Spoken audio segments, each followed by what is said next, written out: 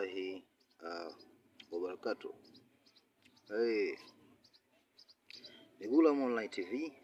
Leo tumekuja na mmea huu ambao ni mmea maarufu kwa baadhi ya maeneo, unafahamika kama mchunga.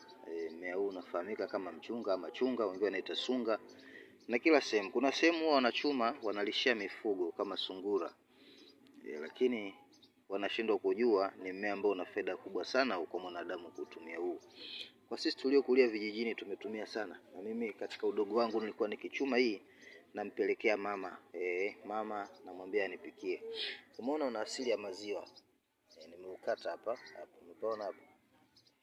Kwa hiyo una asili kama ya maziwa hivi, umeona? Una asili ya maziwa. Huu ndio utungu wake. Ni mchungu sana, mmea huu ni mchungu sana.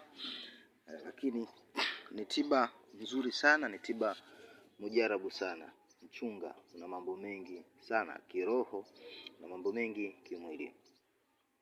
Miongoni mwa faida zake, kama unachukua huu mizizi yake, manake huu mchunga mizizi yake pamoja na hayo majani ukachemsha ukampatia mtu ambaye ana matatizo ya kuvimba pumbu, anavimba makende yaliyoko, na wengine wanakuwa wanavimba kwa sababu ya ngili ama sababu zinginezo, basi kwa uwezo wake Mwenyezi Mungu akiwa anatumia kunywa kuto mara 3, shida hiyo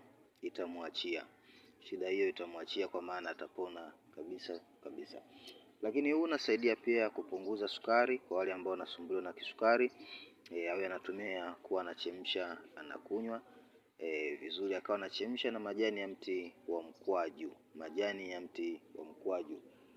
basi inakuwa ni dawa mujarabu. Lakini pia kwa kesi ya sikio, unachukua majani haya unayafikicha kwa wingi, basi ukamua yale matone yake, kamulia kwenye sikio yaingie. Ni tiba mujarabu sana kwa sikio ambalo linauma, sikio ndani kama linakuwa linachoma, kama mtu anachana na wembe. Kwa uwezo wake Mwenyezi Mungu utaona hali hiyo inaondoka. Lakini ni chanzo kikubwa sana cha madini chuma. Madini chuma. Kwa hiyo kuna faida nyingi sana. Wale wanaokuwa na shida ya nguvu, mtu nguvu zake ni chache, unataka kuwa na nguvu za kutosha. Hata mtoto unapomwanzia hii akiwa yuko mdogo, unakuta watu wale wanakuwa na asili ya miili iliyokakama, yani miili iliyokuwa imara. Kwa hiyo unakuta mifupa yake inakuwa imara, mtu hata misuli pia inakuwa imara, na anakuwa na nguvu tofauti na walivyo watoto wengine. Kwa hiyo iko hivyo. Hiyo ni miongoni mwa faida zake. Unakuwa tu unachemshia, unachemsha anakuwa anakunywa. Lakini pia huu pamoja na mbegu za parachichi, mtu akichemsha pamoja, ni dawa nzuri sana inayoongeza damu. Lakini pia ni tiba kwa ajili ya kuimarisha figo. Hata kama figo zina matatizo, akawa mtu anatumia kuchemsha na mbegu za parachichi zile, anakuwa anakunywa, ni tiba nzuri sana kwa matatizo ya figo. Lakini pia ni tiba nzuri kwa matatizo ya kibofu, tiba nzuri kwa matatizo ya ini, kulisafisha ini, kulisaidia ini kuweza kupata nguvu. Lakini pia kwa wale wa mama ambao wanakuwa wametoka kujifungua sasa hivi, ametoka kujifungua, mwili hauna nguvu, kama unataka arudishe nguvu kwa haraka sana, aweze kufanya shughuli zake, damu yake iweze kurudi kwa haraka. Unajua kina mama wakiwa kwenye masuala ya uzazi wanapoteza damu nyingi sana. Kwa hiyo kama unataka arejee kwenye afya yake kwa haraka, basi unampatia. Kwetu huwa anafanya hivyo, anachemshiwa, anakuwa anatumia kunywa. Lakini uchemshaji ama upikaji wake tofauti na unavyopika huko migahawani au baadhi ya kwenye nyumba. Mtu anakupikia hii chunga, utafika pika matembele, hata ikamua anaifua kama vile anafua nguo, yani wanakuwa wanaharibu.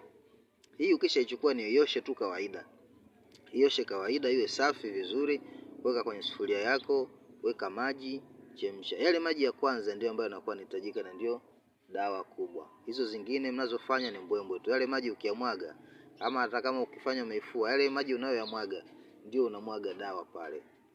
Ndio unakuwa unamwaga dawa, lakini ni dawa nzuri sana.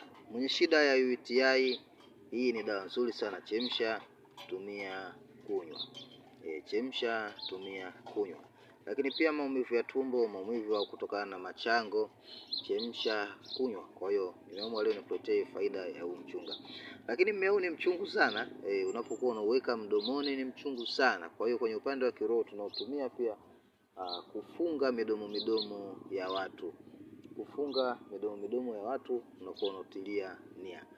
Kama ambavyo mtu akiweka huu mdomoni hivi ulivyo mbichi, ukiweka mdomoni basi ile ladha yake itakufanya wewe uache shughuli zako zingine na mambo yako mengine, usikilizie wewe unapambana nayo. Kwa hiyo kwa namna hiyo au katika mazingira hayo una uwezo wa kuweza kutia nia kuwafunga watu midomo, wasikuseme vibaya, wasikuzushie maneno ya kipuuzi. Kwa hiyo ni mmea ambao una faida nyingi sana kuanzia mizizi mpaka majani yake. Lakini huu ukikomaa huwa unakuwa unatoa mbegu, una maua unatoa mbegu. Hivyo navyo pia vina faida zake. Kadri ambavyo Mungu atatuwezesha kwa pamoja, basi tutaweza kupeana faida zake huko mbele. Kwa hiyo machache, assalamu alaikum warahmatullahi wabarakatuh.